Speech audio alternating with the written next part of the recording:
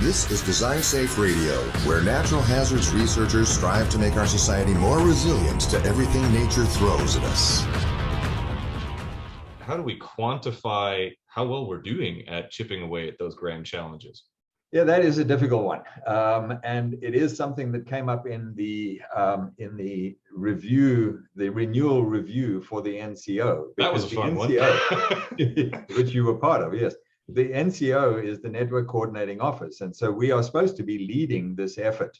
And obviously, developing the science plan is a big part of that lead. But the other lead is to try to track the effectiveness of NHERI. How much are we achieving? And there are a number of metrics, obviously, and traditionally researchers have used publications as their metrics. But publications are read by a select group of other researchers, and except in the geotechnical area, are seldom used in design.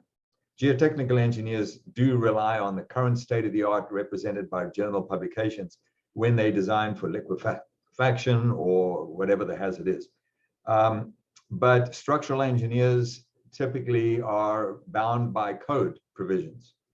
And making changes to codes takes a little bit longer and a little more effort beyond the research. Understatement of the century there. Yeah.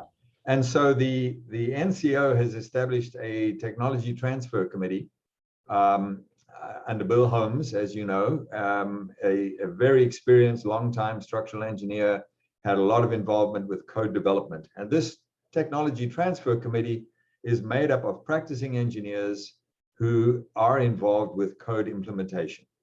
And so that's a push to try to get research into practice. And it's working.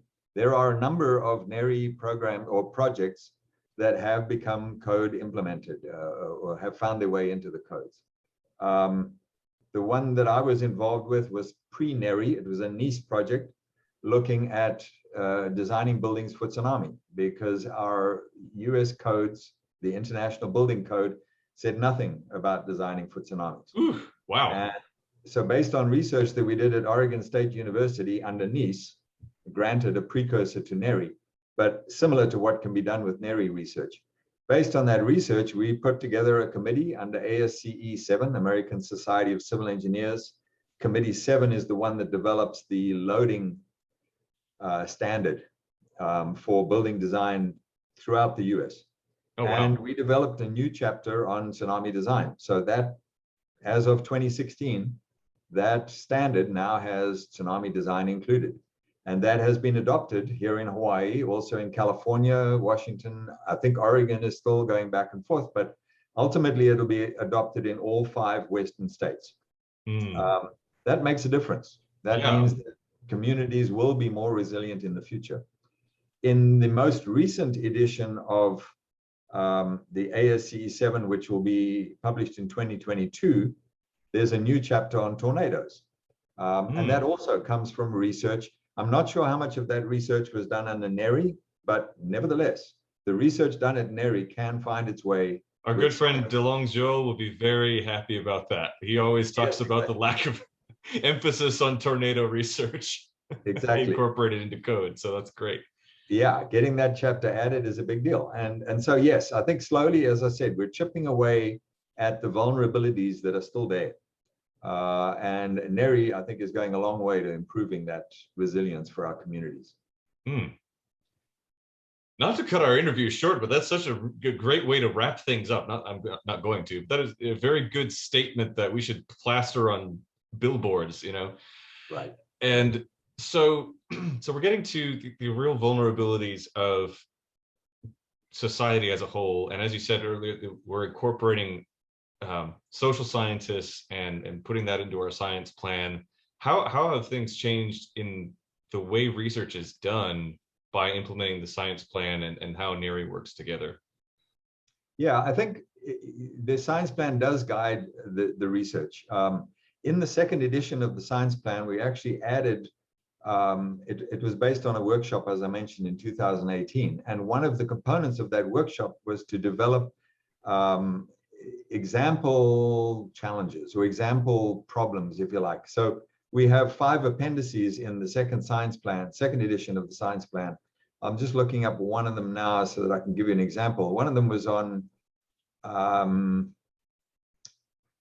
resilience of our of lifelines. Let me find this. Yeah, here it is. Resilience of lifeline systems, primarily focused on seismic resilience, but some of the others are based on coastal storm surge, tsunami hazards. And these give a more detailed picture of what a research challenge would be. And again, as you said, these research challenges are going to take years and maybe multiple institutions and multiple NHERI facilities to solve these problems. But they give the researchers a target. I'm skilled at this area. I can tackle that component of this research challenge. And maybe I'll work with somebody else who can tackle the experimental side. I'll do the simulation, whatever. And so by giving these 5 examples, I think we've helped to hopefully stimulate some additional research at NHERI facilities and targeted research, rather than just people coming up with random ideas, which might be helpful. I'm not saying they're not. Often if we think outside the box, that's a good thing. But sometimes they go a long way and then dead end and don't actually get implemented and make a difference. So yeah, and I'm hoping that the 3rd edition of the Science Plan, which we plan to publish in 2022, I'm hoping that will encourage. I'm an engineer. I've been an engineer all my life. Engineers have a reputation for being not antisocial, but asocial, is the way I put it. Asocial is a good way to put it for most of us. I'll go to a cocktail party, but I'll be there for 10 minutes and then I'm like, it's too many people here. I got to go get back to my computer or something. I'm getting better with age, I must say, but so I'm hoping. And so the problem with that is that we tend to work with other engineers because we think alike, and we tend to focus on our engineering task, what we're doing, whether it's simulation on the computer or experimentation in the lab. And we lose focus of what effect it's going to have on the community we're trying to help. Yeah. And so we're hoping in this 3rd edition to encourage virtually every research project to at least have a social scientist involved, or at least on an advisory panel. And there are a lot of different aspects to social science. Oh, yeah. Sociology. Refer to our episodes with Lori Peak if you haven't listened to those already, those who are listening, about different aspects of social science. She is outstanding, yes. And as you know, she leads the Converge effort. So we'll be working with her and some of her colleagues in the development of this 3rd edition of the Science Plan. But I think by including that aspect in our engineering research, we can be more cognizant of how it's going to impact society and get their advice before we go too far down a rabbit hole that isn't really helping. Thanks for listening to today's episode of Design Safe Radio. This show is sponsored by the National Science Foundation grant number 1612144. You can subscribe to Design Safe Radio on iTunes, Stitcher, or wherever you find your podcasts. Please leave us a review so we can improve the show. Please also help others find our episodes in iTunes. Thanks for your feedback and support. You can find out more about NHERI at designsafe-ci.org, on Facebook at Design Safe Radio, or on Twitter at NHERI Design Safe.